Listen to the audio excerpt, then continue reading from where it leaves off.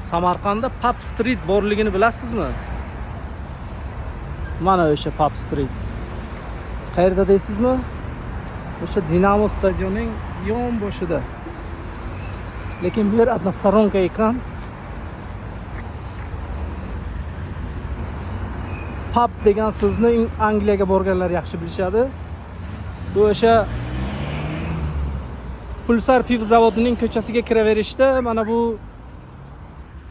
pivnushka xonalari bor edi shu yoqqa. O'sha ko'chani Pub Street deb nomlashibdi. Bu ko'chani ko'pchilik samarqandliklar yaxshi biladi. O'sha pivoxonalar, mashhur pivoxonalar va Pulsar zavodi ko'chani oxirida.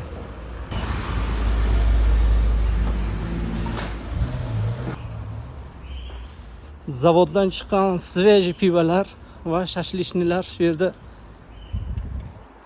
samarqandliklar uchun juda tanish ko'cha. Shundoq Samarqand Dinamosining yonidagi ko'cha. Manchester United.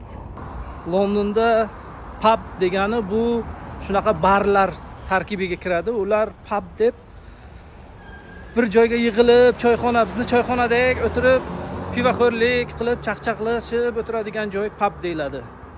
Ma'lumot uchun.